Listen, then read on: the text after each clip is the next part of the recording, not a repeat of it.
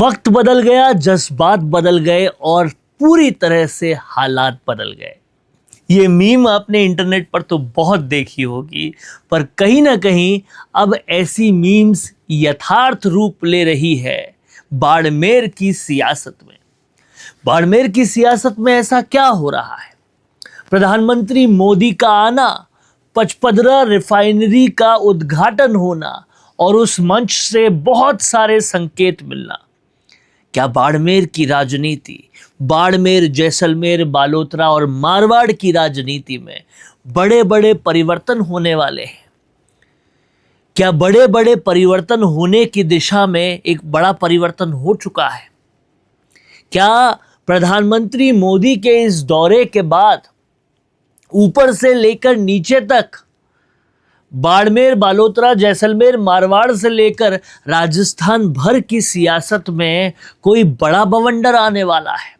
आज उसी बवंडर को समझेंगे इस पूरे वीडियो में, इसलिए इस वीडियो के आखिर तक बने रहिएगा। समझेंगे कि क्या इसके बाद बाड़मेर, जैसलमेर, बालोतरा में सियासत करने वाले रविंद्र सिंह भाटी, हनुमान बेनीवाल, उमेदाराम बेनीवाल, हेमाराम चौधरी, हरीश चौधरी, इन तमाम सारी लोगों की राजनीति में कोई बड़ा फर्क, कोई बड़ा बदलाव देखने को मिलेगा? और अब जब पचपदरा रिफाइनरी का उद्घाटन हो चुका है, उसके बाद की सियासत कैसी होगी? देखिए, बाड़मेर की सियासत में पचपदरा रिफाइनरी एक बहुत बड़ा रोल अदा करती है, क्योंकि इस रिफाइनरी को लाने के क्रेडिट के नाम पर, इस रिफाइनरी को चालू करने के क्रेडिट के नाम पर, इस रिफाइनरी में फिजूल खर्ची कितनी हुई इसके नाम पर तो अभी तक बहुत सारी सियासत होती आई है। लेकिन इन तमाम सारी सियासत में ये रिफाइनरी अभी तक चालू नहीं हुई थी। प्रधानमंत्री मोदी का आना, रिफाइनरी का उद्घाटन करना, केवल रिफाइनरी का उद्घाटन करना नहीं है, ये उस लक्ष्य को शुरू कर देना है जिस पर अभी तक सियासत बहुत ज्यादा होती आई है। और अब इसके शुरू होने के बाद बहुत सारी सियासतें बदलेगी। याद होगा आपको कि किस तरह से हरीश चौधरी, हेमाराम चौधरी ने अपनी सारी सियासी मेहनत करके बाड़मेर में इस रिफाइनरी को लाने की हर संभव कोशिश करके इसे पचपदरा में लाए थे, ताकि ये रिफाइनरी बाड़मेर में रहे। और इसके नाम पर दिखने वाला, सामने से दिखने वाला और नहीं दिखने वाला बहुत सारा सियासी गेम खेला गया। कंपनियों के लिए काम किया गया, ये भी बहुत लोग कहते हैं। गांव वालों के साथ बहुत कुठाराघात किया गया, ये भी बहुत लोग कहते हैं। लेकिन फिर सियासी चालों में ऐसी वजीर वाली चाल चल दी के बिश्नोई ने कि जो इतने सारे दिनों की मेहनत थी, और इसलिए थी कि पचपदरा जो है वो बाड़मेर के क्षेत्र में रहे, हरीश चौधरी उस पे राजनीति करते रहे, उसी को उठा के बालोतरा में ले गए। और कहीं ना कहीं इतने सालों की सियासत पर पूरी तरह से पानी फिर गया।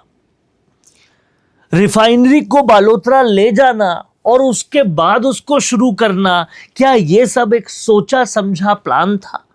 और अगर यह सोचा समझा प्लान था, तो क्या इस प्लान के बाद बाड़मेर के लोगों के दिमाग में ये चीज पूरी तरह से फिट कर दी जाएगी कि विकास शुरू अगर किसी ने करवाया तो वो तब शुरू हुआ जब भाजपा सरकार आई, और तब शुरू हुआ जब कहीं ना कहीं ये पचपदरा रिफाइनरी चली गई बालोतरा में?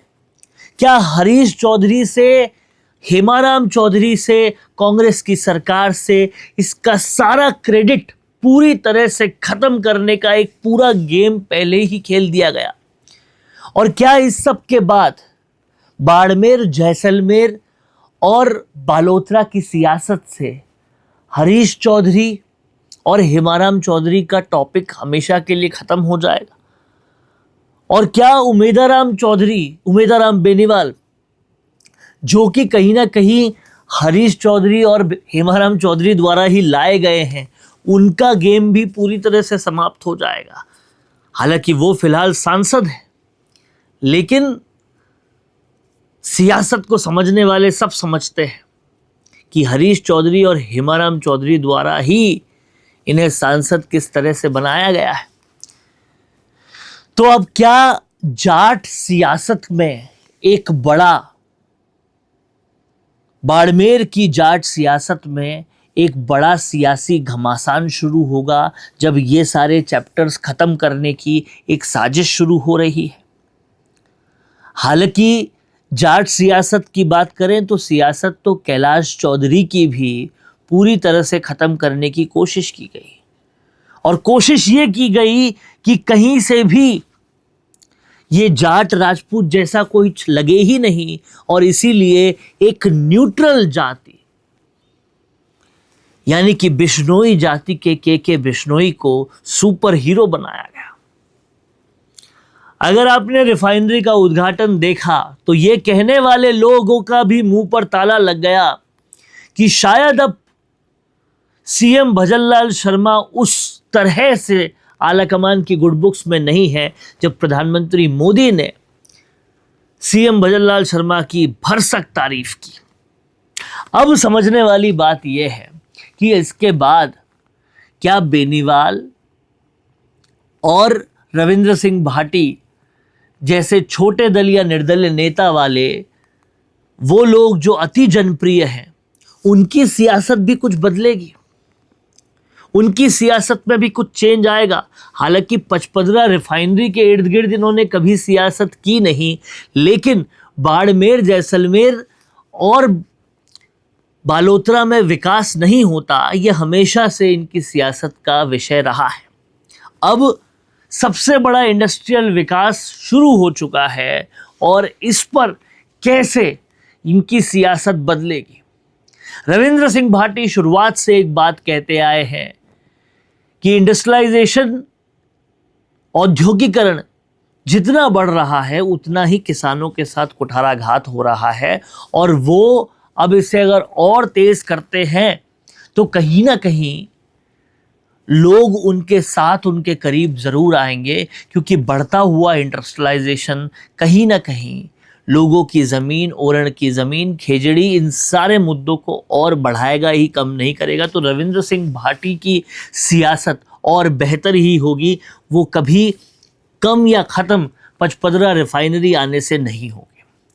वहीं हनुमान बेनीवाल की सियासत पे कितना फ़र्क पड़ता है ये देखने वाली बात होगी, क्योंकि हनुमान बेनीवाल की सियासत थान सिंह डोली के इर्द गिर्द ही बाड़मेर में ज़्यादातर घूम रही है। 2 जुलाई को उन्होंने रैली ज़रूर की, लेकिन उस रैली की उस कदर कोई चर्चा नहीं हो पाई। अब हनुमान बेनीवाल को देखना होगा कि रविंद्र सिंह भाटी जिस तरह से अपनायत बरकरार रखते हुए अपनी राजनीति कर रहे हैं, उसी तरह से वो अपनी भी राजनीति बाड़मेर में जारी रखें। इस तरह के जो वाक़िया आते हैं कि समर्थकों ने गाड़ियां तोड़ दी और ये जो हिंसक वाक़िया आते हैं, उन वाक़ियों से बचना होगा, क्योंकि जब तक निर्दलीय और छोटे दलों की राजनीति का जहां तक सवाल है तो लोग कंपेयर रविंद्र सिंह भाटी और हनुमान बेनीवाल में ही करेंगे। और कहीं ना कहीं इस कंपैरिजन को समझने के लिए अब हनुमान बेनीवाल को भी कदम फूंक फूंक के रखने होंगे, क्योंकि अब ये राजनीति, बाड़मेर की राजनीति में भाजपा ने अपने कदम स्ट्रॉन्ग कर लिए हैं, और क्रेडिट पचपदरा की रिफाइनरी का बहुत बड़ा, उसे चालू करने का बहुत बड़ा क्रेडिट भाजपा ने ले लिया है, जो आने वाले इलेक्शन के मैनिफेस्टो से लेकर अगले हर कदम पर कहा जाएगा, बताया जाएगा और बोला भी जाएगा। तो समझने वाली बात यह है कि पूरे मारवाड़ की सियासत में पचपदरा रिफाइनरी से बड़े बदलाव आ गए हैं, और इन बड़े बदलावों को आगे समझकर राजनीति करनी होगी, नहीं तो बहुत लोगों के राजनीतिक चैप्टर्स इसके बाद खत्म हो सकते हैं। आपका क्या कहना है, लिख डालिए कमेंट बॉक्स में। देखते रहिए द फैक्ट इंडिया। बेहतरीन पॉडकास्ट सेटअप्स, शानदार चैनल रीच, जबरदस्त सोशल मीडिया प्रेजेंस के साथ द फैक्ट इंडिया के जरिए बढ़ाइए अपना व्यापार। न्यूज वीडियोस में एलबेंट हो या फिर हर न्यूज की शुरुआत में हो आपके एड्स, फेसबुक पर आपके बिजनेस प्रमोशन वीडियोस और ग्राफिक्स हो या फिर इंस्टाग्राम पर कोलैबोरेशन के साथ रील्स, सब कुछ मिलेगा आपको द फैक्ट इंडिया पर। तो आज ही डीएम करें इंस्टाग्राम पर, व्हाट्सएप के नंबरों पर मैसेज करें और अपने व्यापार को दें ऑर्गेनिक प्रमोशंस की ताकत, सिर्फ द फैक्ट इंडिया न्यूज के साथ।